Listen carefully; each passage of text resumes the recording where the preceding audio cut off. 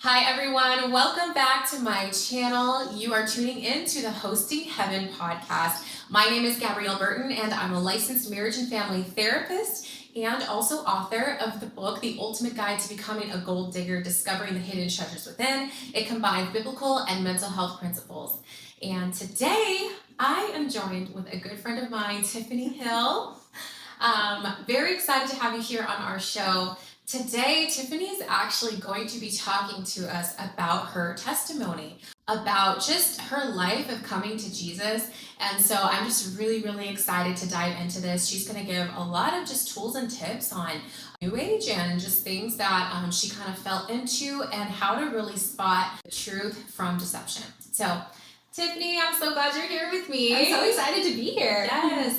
Also, I have to share how we know each other. So do you want to share how we know each other? Yes. So we are both a part of the Wealthy Kingdom Bible Study. We are actually a part of the same Bible study. We've been in the same Bible study for about, I would say, a year now. About a year now.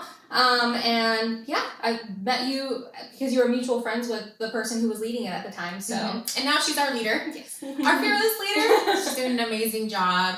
And then also just tell us what you do for work. Yeah, so I work for Pineda Co., which, if you don't know, it's led by Ryan Pineda, who's a real estate investor here in Las Vegas. He's also like a YouTube celebrity. He has a lot of different businesses, but one of those being the Wealthy Kingdom nonprofit business, where he wants to bring the Christian revival to the marketplace. So that is something that I get to see now very firsthand, is just, not only just people coming to Jesus, but really taking that into their business. Yeah, absolutely. I would definitely say it's been such a huge just blessing in my life. Just the events that are put on, the Bible studies. From finding this Bible study, I just developed some really deep, meaningful friendships. And also I love the events that we get to go to. It's really helped me just be a stronger leader and business owner. And then of course, just, making really great friends, connections. And then I've started my own Bible study through it. So yeah, it's definitely been such a huge blessing in my walk in faith. Well, I'm really glad to hear that. I mean, I think that that's ultimately the goal with the Wealthy Kingdom program in itself. I think that it's not just about, hey, how to become better business people and, marketing and funnels and all these things. It's like, no, at the heart of it, the foundation is our relationship with Christ. And so I love that is something that I go to work and I don't have to worry about, talking about God and, my religion and my faith and stuff like that. So I am enjoying being on it now that I've found God. Totally. Well, we gotta get into that because it was just a couple of months ago that you actually got baptized, right? And so let's get into the juice. Let's get into the tea of it. I know there's been times like when we've been in Bible study and you've kind of, alluded to some of your past and things like that. So kind of tell us a little bit more about, just your background. Yeah, so I would say that for me, I started getting into like New Age occult when I was 14. Wow. So I don't know if you guys remember, but like the heyday of Twitter when it first started, and there was like, Ashton Kutcher was the most followed person on there. Like I've been there since the very beginning. She's an OG. I'm an OG on Twitter.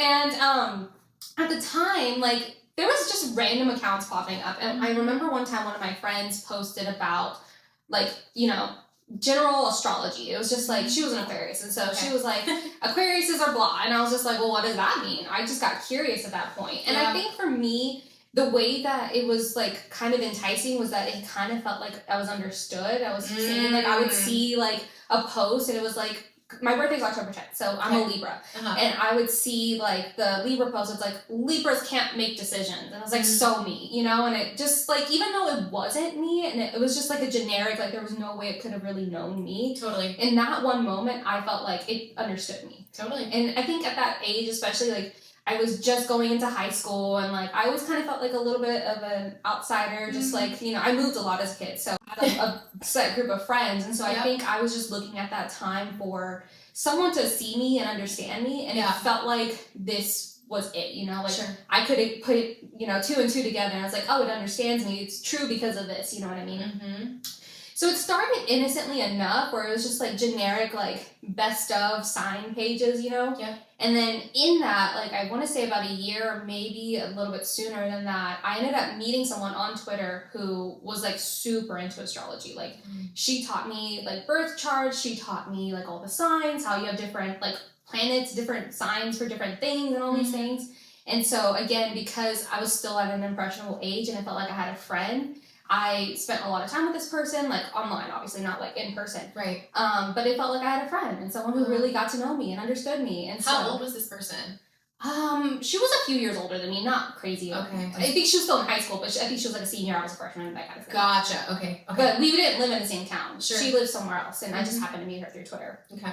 And so, yeah, it just felt like I had a friend, and it felt like, because I was the older sister, I was always looking for like an older sister too, like someone to feel like, oh, like they're taking me under their wing. So it was kind of like the perfect storm at that point where I felt like, oh, I'm finding all the things that I wanted basically out of this person. So the first opening door was wanting to be understood and wanting also like a sense of belonging. Interesting. Yeah. And that's how it started again, because I would see these like little posts and they were close enough to being the truth. I was like, oh, it got me, you know? Totally. I mean, and I think that hits on it huge is identity, right? The enemy is after our identity. And when you talk about, you know, astrology Aquarius, I don't know if you know, but that technically is my sign. And so it's really funny because there would be so many times where I would often use that as a crutch as to why I was acting a certain way. Like, oh, well, Aquariuses are just nonchalant. They're just aloof.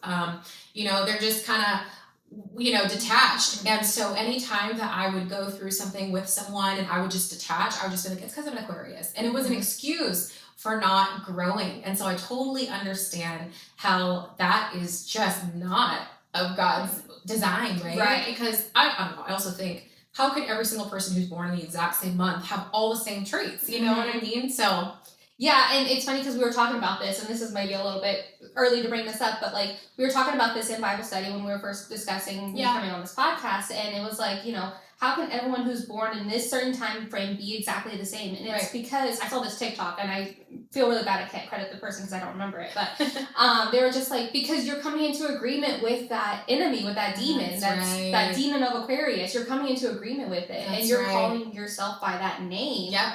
And you're saying, you know, I'm not a child of God. I'm labeling myself as this instead because this makes more sense and it's an easy crutch, like you said. Like, that's right. If you were lazy in your relationship, you're just like, oh, I'm just nonchalant. That's how I am. You know what I mean? Instead of you taking the time to be like, well, does God want me to be nonchalant with this person? Like, maybe I need to feed into this person. Yeah. And there's a difference between like, you know, nonchalant because you don't want to, and then protecting your peace, protecting your boundaries. But like, if you're truly investing in this person and God sees, you know, something in that person, then, you know, the way that you act should reflect. Totally. Yeah, and God's going to meet you where you're at, but he doesn't want you to stay there, right? Do you really think that God's going to be like, this is just who you are throughout the duration of your life? No, he's going to call you to grow. He's going to call you to mature. He's going to ask you to do things that are not of your nature, because it's not just so much about like our skill set, it's allowing him to change us and us being a vessel of the Holy Spirit. So I love that. And, you know, we are a new creation once we come into Christ. And so I love that, you know, you just brought that to light. So,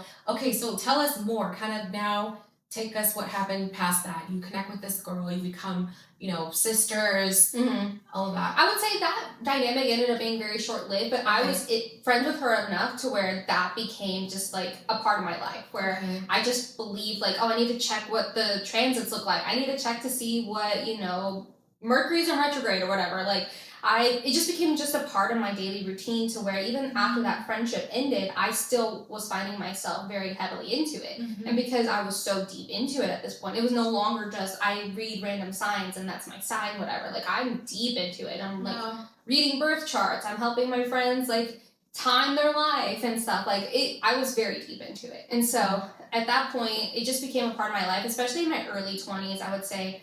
I was just bringing it up casually in conversation. Like, you want me to read your birth chart? Like, I can tell you what's going to happen to you in 6 months. Like, wow. So even fortune telling. Yeah, to some degree. Wow. Because this planet's going to be here and this, you have this whatever. And very deep into it.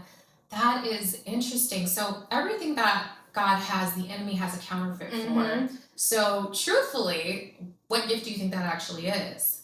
Well, now I know. Now that I know the gift, it's prophetic. Yes. Yes. At that point, I had never spent time with God. Like, growing up, like, we called ourselves Catholic. But I think I went to maybe a couple Christmas services, and, like, my mom tried to drag us to church a few times, but it was just never really like a part of our lives. So I didn't know God. I didn't know the fruits of the Spirit. I didn't know the gifts. I didn't understand any of that. And so it never even entered my mind when I was at that phase of my life to try to find God. I just always thought, like, it sounds terrible to say, but I was just like, oh, they're just Christians, like, they're gonna be whatever. And at that time I was also very liberal, so I'm not liberal anymore, but that was just part of the, like, political landscape, especially on Twitter, where I was like an OG on. It was just like Christians were just seen as like the enemy at one point, and so I just never even considered being curious for myself. Totally. No, wow.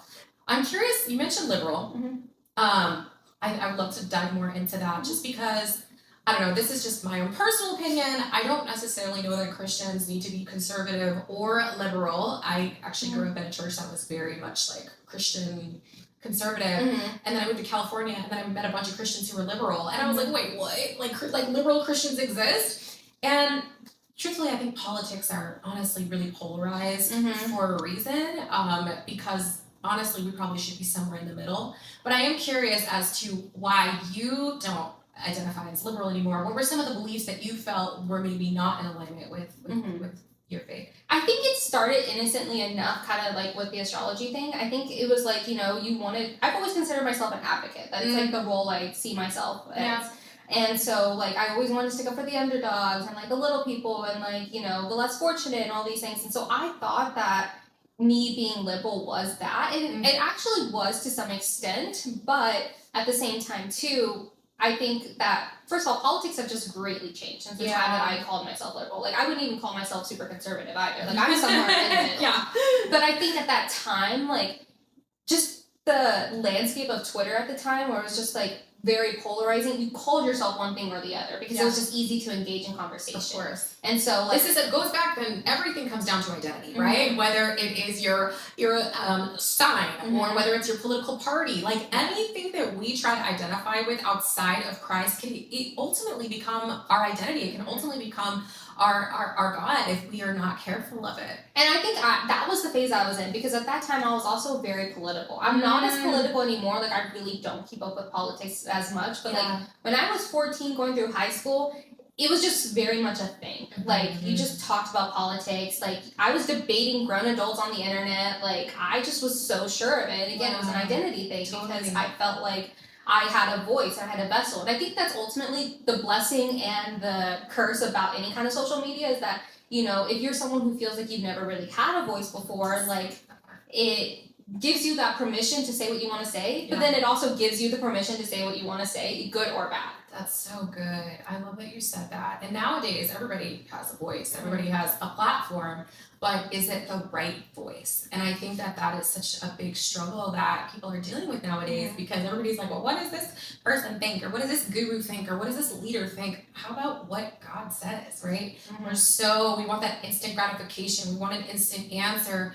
And we have to be so mindful that everybody has an opinion, and people's opinions are going to come from their own background, their own upbringings, their trauma. Like, all those things are going to inform us of how we're going to, like, see the world and experience the world. And so if we don't have a Christ-centered lens, it's very easy to get caught up in all those different things. Also, too, I feel like, not even just like saying what you want to say, but I feel like there is a sense of perversion with media, because people just want to be seen. And so they're willing to do all the crazy things, say the crazy things, even if they don't mean it. They're willing to say it and do it or be it, because it gives them the validation that they really want, which is attention. Yes. And so that's another thing, not even just like, what you say, it's about the intention behind what you say. Totally. No. And I will say that was part of my story too. Like, sometimes I would say things just for the attention of it all.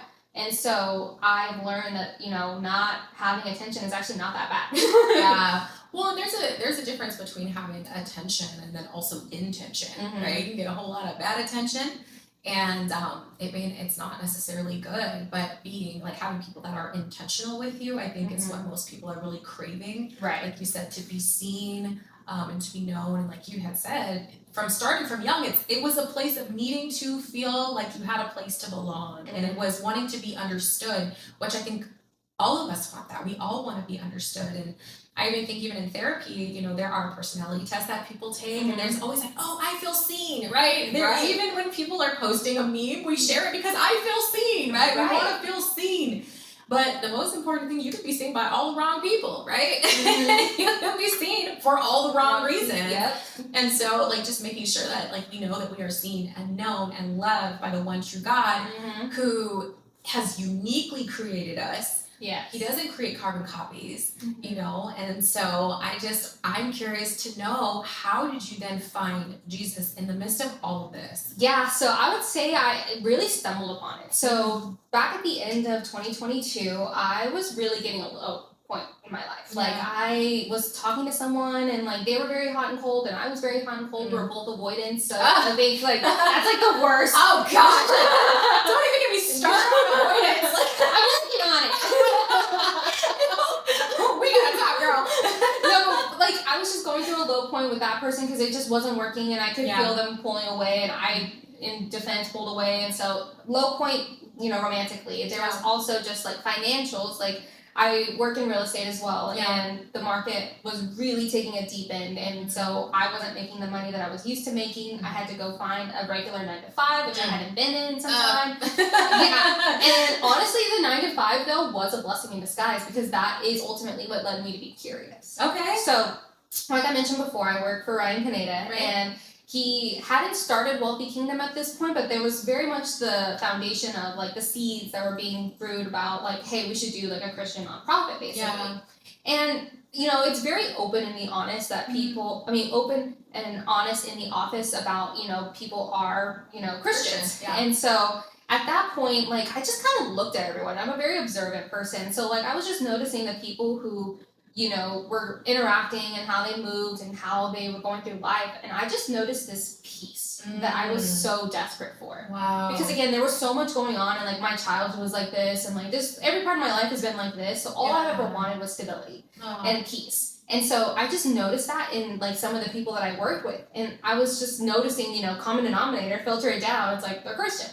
Yeah. So at that point, that's when I started to get curious. So I started going to a couple church services, and, like, I tried a couple different churches. Some of them worked, some of them didn't, and it wasn't through any fault of theirs. It just didn't stick with me. Yeah. But I eventually got to a point where, like, hey, I'm actually, like, really curious about this. And so I went to a church for a season and found God there and started getting involved there. And, you know, at that point, I was, like, more than just little curious. I was, like, very curious at that point. And so, I would say probably about mid-2023 was when they actually decided to launch Wealthy Kingdom in the Bible studies. And so at first it was just a few girls in the office, and I even told Jocelyn at the time, like, I don't know if I should go. Like, I'm curious, but, like, you know, I'm not on the same level with you, basically. Yeah. And she was just like, no, come. Like, you don't have to be on my level. So, like, just those beginning days where it was just the girls in the office, like, that really helped me get curious, too. And so, I would just say it was just my curiosity that led me further and further down until one day I was just like, no, this is who I am. Like, wow. And it's funny because, you know, I had spent over a decade in New Age and astrology, and I'd also gone to, like, tarot card readers, palm readers, psychics. Like, I was off the deep end. Wow. And literally, I want to say, like, maybe early 2024 or maybe mid 2024, I just deleted everything. Wow. I can't even tell you the date. It was just a decision on a whim where I was just like, that was the first time I truly understood conviction, because I just felt it, and I was just like, no, I can't do this anymore. Because there was a season where, like, because I said 2023 was when we started, and then 2024 was when I actually deleted everything. And there was a season where I thought I could have both, where I could be like, I'm a Christian, but, like, I'm a Libra, and, like, Christianish. Yeah, Christianish. And again, I think it wasn't like, you know, I was trying to do anything wrong. It was just because, like, I was still very much a baby Christian at that point, and I was like, I could have it all, you know? Yeah. And I eventually just had this, like, I don't know if it was a word or God speak to me, and he was just like, you can't have it all. You can't have it both. So I was like, you know what, you're right. Yeah. And I just deleted everything. I love that you shared that, because I think that is such a powerful point to make in regards to coming to Jesus, where a lot of people think, oh, I got to clean myself up before I come to Jesus. And it's like, no, he's going to meet you where you're at, but he doesn't want you to stay there. Yeah. And the more that you build your relationship with him, I like to say he changes your taste buds, right? And you're just like, this isn't doing it for me anymore, or this doesn't feel right? And you just start craving more and more of the truth. You start craving more and more of, like, who he is. And those things start to fall away. I think that is the huge transformation when it comes to actually sanctification. Mm-hmm. Because I think what a lot of Christians do is they think, oh, I have to act like a Christian. I have to just change all of the things. I have to just do all the right things. And no, God is after a heart transformation.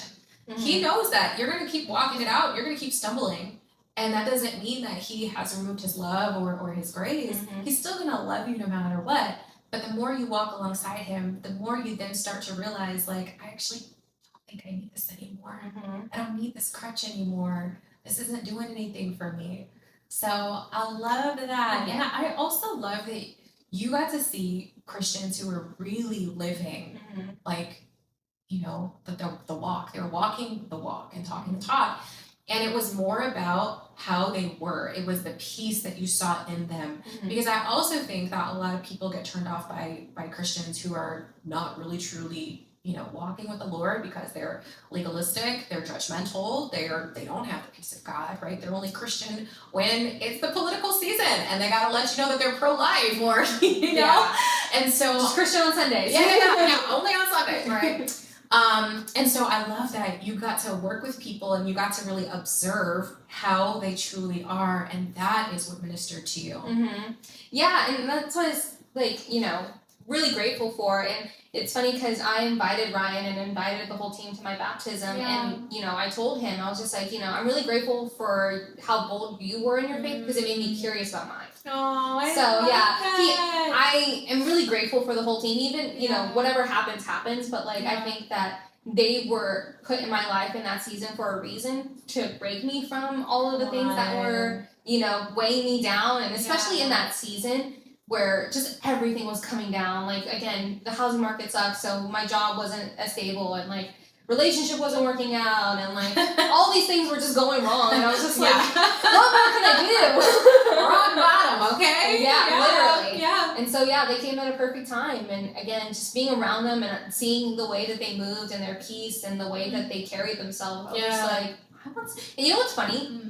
Even before I fully turned and completely left New Age, I did find myself drawn to Christian creators, like vloggers and stuff. And again, it was because they just seem so peaceful. They just seem so like stable and like just like here, you know what I mean? Like, you know, there's people who are vloggers who are just like always something crazy happening to them. And I was never drawn to that. I was drawn to the people who were like this. Yeah. And a lot of times they ended up being Christians. Wow. And so it's funny, I told my mom, like in retrospect, I was like, I think God was always telling me, like, this is what you want, this peace, this serenity, this is what you want.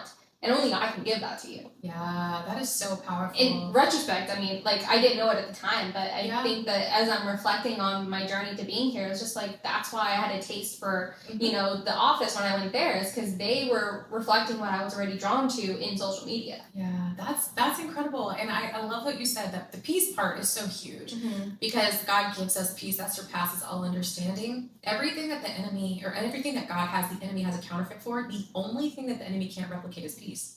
And so you found, you know, true peace. And I love that. I can relate to you too. I grew up in a very up and down home. My mom's been married and divorced 6 times, and we moved around every 6 months. So I totally understand, like, just wanting stability, and just wanting that peace, you know, something that you can just plug into. And I became a Christian at 7 or 8 years old. So I really feel like that's what kind of sustained me through it.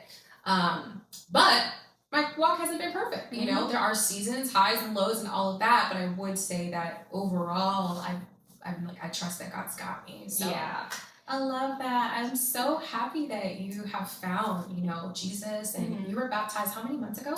It was in April, so at the time we're filming this, I think it's 4 months ago. Yeah. Okay, wow. So what's new now? I mean, like, kind of tell us about who Tiffany was before Jesus. Maybe the lowest point of it, and then who you are today. Yeah, beforehand, I would tell you that Tiffany was just a bit of a control freak. Because I felt like I knew what was going to happen before it happened. I was just like, I felt like I could control my outcome, and like I felt like I had control over my own destiny. And you know, that's one of the things that I've really learned as I've been on this walk. I just finished reading Romans, and it was talking about how, you know, we're the clay and he's the potter, and he's designing us and he's calling us and he's built us for his purpose and for his kingdom. Yes. And, you know, when I was in New Age, everything's so selfish. It's about me. It's about, what is my future going to look like? What am I like? Wow. And, you know, what's funny is that I I went to a psychic. Okay. And she was talking about like all these things, like, you know, this is what your partner's gonna look like, and this is what all these things. But one of the things that she said that stuck with me was that, you know, I told her a little bit about my childhood, and she was just like, you really need a therapist. Wow. And she was just like, I think that there's a lot of things that you aren't dealing with because you think you have control of everything, and because you kind of swept the stuff that you don't want to deal with under the rug. Again, that avoidant. It doesn't exist. No, but my group chart told me. No, literally. I was just like, I can move past the season. Exactly. No, but that was one of the things she said that stuck with me, and at the time it just wasn't in the cards, just because again financially I was already kind of strapped. But I was like, well, you know, again, the people in my office are really peaceful, and they seem to have, you know, at least on the outside looking in, it all figured out. So that was one of the things that led me to, you know, again, being curious about my faith. But, you know, in New Age, it's just like, oh, I can manifest my perfect future. I can build out my life. If I just say all these 7 affirmations, then like my life is going to be exactly the way I want it. And to some degree, that is true, because you're coming into alignment with a spiritual force that you're not aware of. And they're going to give you everything you hope and dream. Yeah. But that's just, you know, for your time here. Yeah. And you don't realize all of the agreements and stuff that you're coming into. And you think, oh, well, I'm still going to make it to heaven. It's like, no. You're right. Yeah. No, that's really, like, I love what you said that, because yes, to everything being super self-centered, self-focused, that's also a big part of therapy as well, that I had to really take a step back in a lot of just the ways that I work with my clients, because a lot of it is very self-focused, self-centered, self-love, self-this, self-that. And I was like, hold on, like, this is totally contradictory to the gospel, right? Like, we are not codependent, but we are interconnected with others, and we are called to love. We are called to forgive. We are called to lean in, and, you know, although we are hurt in relationships, we heal in relationships. And I feel that this culture has become so self-absorbed that people are just, you know, separating, and that's just obviously the complete opposite of what God wants in the kingdom. And so I definitely take a hard stance of like, I am a Christian therapist, and we are looking things through a biblical lens, because it's very important that we do not center ourselves. I will also say that a lot of Christianity, though, is also very self-centered. Right? There's a lot, your season, and your this, and your that, and your gifts, and it's just like, this is not what it's about. Right? It's about, like, we are here to serve God, and we are here to give him everything back, that what he's given us, and we are here to yield to him. There are going to be seasons where it sucks. There's going to be seasons where we're going through suffering and pain. I know some of the girls in our Bible study shared right after baptism, went through seasons of absolute spiritual warfare. Yeah. Right after Jesus was baptized, he was in the wilderness for 40 days being tested. Like, that is a part of the faith walk and the faith journey, completely opposite of what New Age would say, right? And you think about it, you go back to the beginning where it was Adam and Eve, and they were in the garden, and what was it that actually got Eve tripped up? Was the idea of eating from the tree of knowledge. And that is where we get messed up, is thinking that we want to be like God, or we want to be able to know what he has in store for us. And that's where the separation comes from. So it's constantly being in a position of humility, of like, God, I'm here. I don't know exactly what you have for me, but not my will, but yours be done. And you know what's funny is I got prophesied over earlier this year, and they told me that I had a gift, and I was like, oh, this is so cool. Like, you know, I was gifted with the gift of prophecy, is what they're saying that I'm working towards. Totally. And so for my first reaction, again, still baby at this, and I was just like, oh, that's so cool. Like, I can see the future and stuff like that. And he was just like, hold on. Your gift is not for you. You're not going to go pick the lottery numbers with this.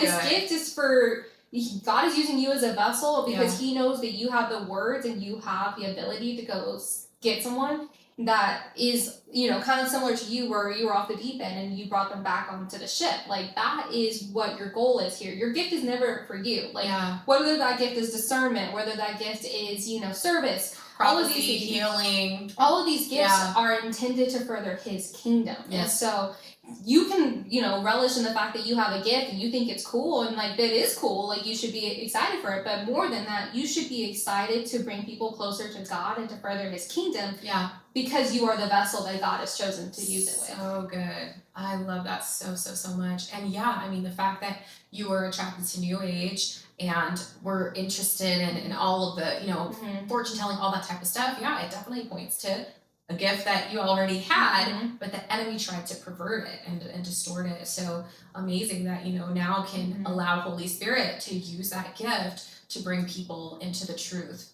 instead of, into deception. So what a cool, it's a full circle It's a full circle moment. You were always looking and you were always searching. Yeah. That's the thing. And now you have what you were looking for. You have a place of belonging, and you also have a sense of identity. And you are being used in a mighty way to be able to bring more people into the family. And what I think is cool too is that I'm about to turn 30 in October, and I started this journey basically half of my life has been this journey of being a New Age and all this stuff, and now that I'm turning this new page in my life, now I have an identity, and I'm not worried about what, where I fit in or where I belong and stuff. And as a result of that, I have found people that actually like me for me and like my identity and like the things that I'm good at. And I don't have to pervert any gift that's been given to me just to make people like me. Yeah.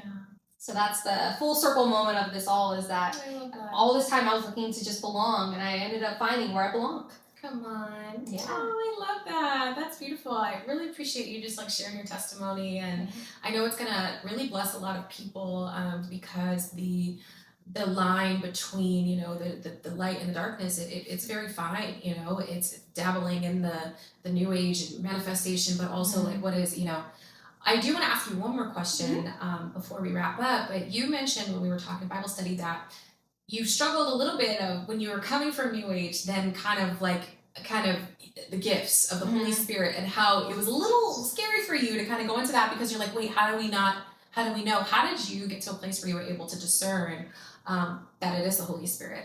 You know what's funny? I don't know if there was ever a moment where it truly just clicked. I think for me, what it was is I allowed myself to get curious, and I started seeing other people talk about the gifts. And at first, my instinct was, I just left New Age. I don't want to go back into woo woo. Totally. And so I think for a period of my life, I just ignored it, and I just was like, I'm just gonna learn about God and read the Word, and that's all I'm gonna do. Yeah. But then I think, as especially reading New Testament and reading Acts and reading all these other books that talk about gifts and fruits and stuff, I realized that there is, a perversion for everything that God originally has. Totally. And so the enemy, whether it was tarot or astrology or whatever, all of these things do have some kind of alternative that is biblical and that is true.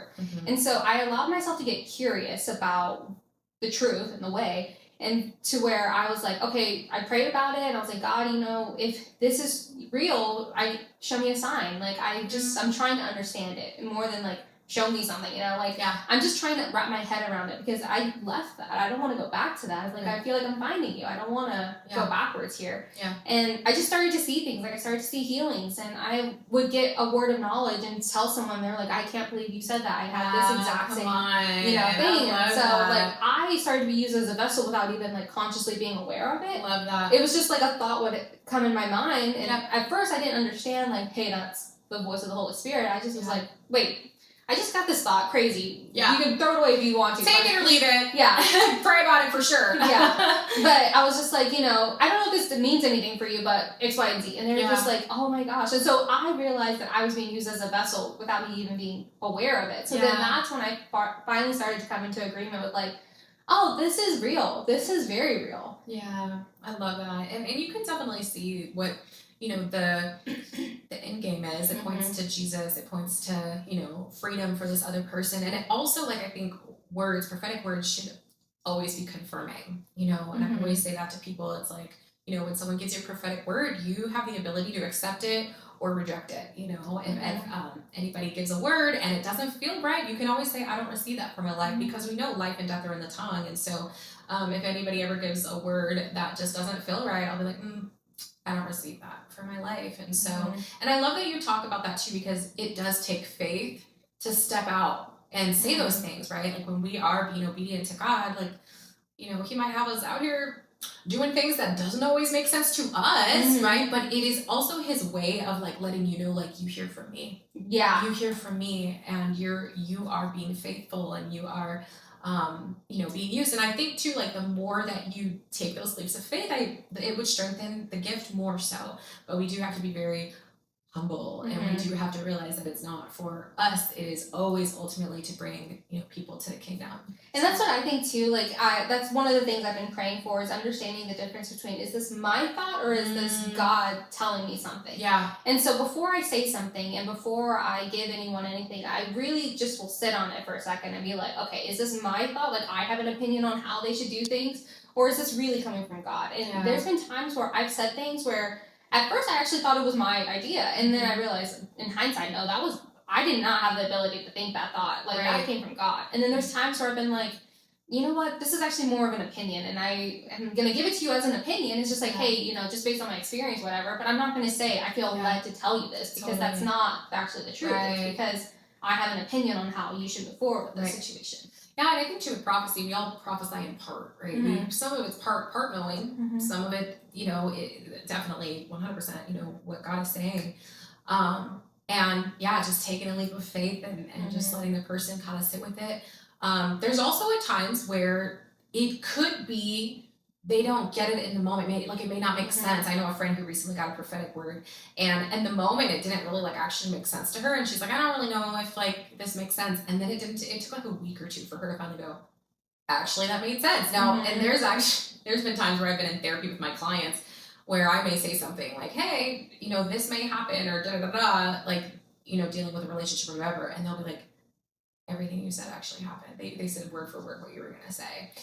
Part of it is, though, I also may know how the person that they're talking to me about, I might know their personality, but also sometimes things will just happen. Like, it'll just come out of my mouth. I don't even know why I said that. I don't know why I said that. Yeah. And then they'll come back and be like, it exactly happened that way. So sometimes it is confirming of exactly what happened. Sometimes it is planting a seed too. Yeah, I would agree with that. Because again, it's not like I say something and then it happens overnight. Like, there's times where I've had dreams, and I'm like, you know what, this may be nothing, but like, I just saw this weird dream, and like, I've actually had to go through the process of understanding even my dreams, because there's things that'll happen in my dreams that seem innocent enough. Totally. And then I realize, oh wait, I for some reason just can't move past this one part. I know that there's something here, and God's telling me to focus on this. Yeah. Like, I had a dream recently, and I had no idea why, but it was just like this container, and imagine this tile. It's red and white. Yeah. And it's like tile. And like, I go to pick up like a piece of, like, it's like a soup container, but it has like some kind of liquid in there. And like, when it's sitting there, it's fine, looks perfectly fine. And then I pick it up a little, and I notice the bottom is ripped. Like, it's starting to spill out. And so I thought it was innocent enough in the dream. Like, I was just like, okay, whatever. It's just like a bad soup container. Yeah. But for some reason, I could not move past that image in my head. Okay. And so I'm actually consulting one of your friends who's a dream girl. Yes. I have a friend who interprets dreams. If you need someone, she's amazing. But yeah. And so I'm reaching out to her to just kind of say, like, what did that mean? Because for some reason, I just can't move on from that image. Yeah. And I don't know what it means. Totally. But I know that there's something there, because if God is telling it to me again and again, I'm like, okay, I get it. I need to look into this more. So well, I love that. Yeah. And I think, honestly, I feel like when we're in a relationship with God, it almost feels like it's like a treasure hunt. And He's holding the map, and He'll tell you, go here, go there. And you don't always know exactly what exactly is going on, but later He will kind of reveal that, it's like the dots will start to connect, And so that's why it's a journey, and it's a faith walk, and you just have to keep going, okay, for whatever reason, this isn't finished yet. I'm going to keep going with it, even though it may not make sense. So I love that, because I think that, again, that's a part of building our character as well. In our culture, we're so instant gratification. I want an answer now. I want to know. And if it's not uncomfortable, then I'm done. But that's not what it is when it comes to faith. He is trying to get us to be mature and be strong believers. And so we have to really stick with the discomfort and the unknown, really. Yeah, and I think for me, I've always been someone who's like, I need to know. I need to know exactly why, and I need to know exactly why this turns and whatever. Yeah. And that's been the biggest thing that I've been like, I don't wrestle with it as much, but when I first started on this journey, I was like wrestling with, okay, but why? Yeah. Like, why did it happen like this? Well, how did she turn into a pillar of salt? I don't understand. I just wanted to logically understand everything. I'm a very logical personality, and so I'm like, why though? And so that's been one of the things that God's like, you don't need to know why. You just need to know that it happened. Right, because I said so. Yeah, literally. Yeah. I always say God doesn't have any children or adults of God. He has children of God. And so he's not surprised by your curiosity. That's actually a gift, right? And that curiosity is a gift. And he's not upset with our questions. Like, he can handle all of that. That doesn't discount us from being used by him. He's not mad that you are throwing a little temper tantrum. He's like, that's cute. Anyways, get up and do what I asked you to do, right? have your little moment, and then when you're ready, do what I asked you to do. And so it's those kinds of things. But at the end of the day, as you continue to build your faith walk, it just becomes like your faith becomes stronger. Yeah. So where you're just like, honestly, I've been with God long enough that I know he's probably not going to give me the answer, so I'm just going to do it and keep moving, right? And then, we won't have to constantly be like, why, right? And that's like the foundational principle of faith. It's just trusting that. It's not logic. And if you knew all the answers, it's not faith, it's knowledge. It's like that right there. And we go back to the Garden of Eden. It was the tree of knowledge that messed us all up. So how about we just get rid of the fact that we need to know everything, because we just don't. We simply don't. We don't need to know. We just need to trust. So I think of like the kids, like, I don't know if you've ever been around toddlers, but my sister has a toddler and everything's why. Oh yeah. Yeah. That's how me to God, I'm like, why? Why is it like this? Why is it like that? Blah, blah, blah. Yeah. And I think God appreciates my curiosity, but he's just also like, Tiffany. Yeah. You don't need to know why. Yeah, exactly. Yeah. Yeah, no, again, part of it is building the relationship though, right? He loves that. That is a gift that you have, that curiosity. And he's going to use that gift in a way to continue to grow you. I do think that curiosity is what led you to him. Yeah. So, it's just not like these types of traits or these characteristics that we have. He's still made you that way. He is not surprised. He is not surprised by, all these questions that you have. But the questions will probably change as you continue to grow in your faith. Yeah. Right? So, well, I'm so glad you came on my show and shared your testimony with everybody. I just am so glad to know you, and have seen so much growth. Yeah. Just, over the year that we've known each other. And I'm just excited to see what God keeps doing in your life. Well, I'm, first of all, very grateful that you had me on your show. I am so excited to see the trajectory that Hosting Heaven has, whether that's here at your Bible study or it's the podcast. I think that you are such an amazing friend, first and foremost. You are an amazing woman of God, and I'm just really glad to have you in my life. So thank you for having me. Of course. I'm glad to have you in my life too. And thank you for being here. How can they find you on social media? And I know you do mortgages. Kind of let everybody know about how they can get connected with you. Yeah, so I'm on Instagram. I'm at Tiffany Chill. A lot of people think I'm saying I'm chill. It's actually my first name, middle initial, last name. Fun fact. Love that. So Tiffany Chill on Instagram. Thank you guys so much for tuning into this episode of Hosting Heaven, and I will see you in the next episode.